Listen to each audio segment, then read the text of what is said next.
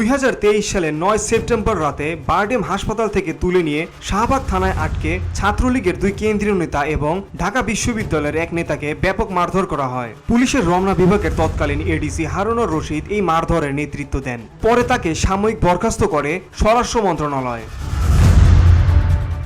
ঘটনার সূত্রপাতের বিষয়ে রাষ্ট্রপতির এপিএস আজিজুল হকের স্ত্রী ডিএমপির তৎকালীন এডিসি সানজিদা আফরিন বলেছিলেন, তিনি চিকিৎসা নিতে ওই দিন হাসপাতালে যান। চিকিৎসকের সাক্ষাৎ পেতে তিনি সহকর্মী হিসেবে এডিসি হারুনুর রশিদের সহায়তা নেন। এ সময় কয়েকজনকে সঙ্গে নিয়ে হাসপাতালে এসে এডিসি হারুনকে মারধর করেন তার স্বামী Azizul.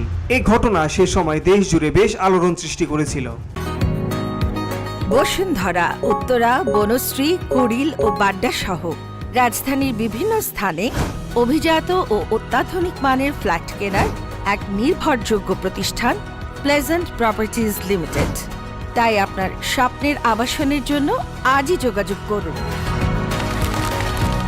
Pleasant properties limited, where destiny matches eventually.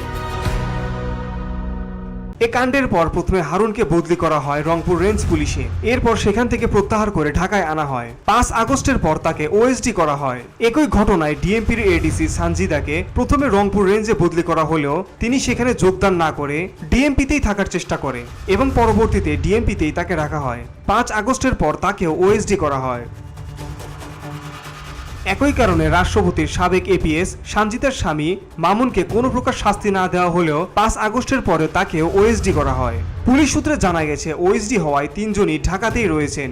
ADC Sanjida ও হারুন নিয়মিত পুলিশ কমান্ড সেন্টারে গিয়ে হাজিরা দিয়ে আসেন।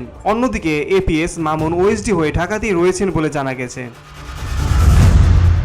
আর পুলিশ বলছে মামুন আর সানজিদা এখন একসঙ্গেই রয়েছেন। এডিসি সানজিদার বিষয়ে ডিএমপির মিডিয়া বিভাগের উপকমিশনার মোহাম্মদ তালেবুর রহমান বলেন, এডিসি সানজিদা বর্তমানে ওএসডি অবস্থায় আছেন। তিনি ডিএমপির কোনো বিভাগীয় দায়িত্বে নেই। ভিওটি বাংলা নিউজ ডেস্ক।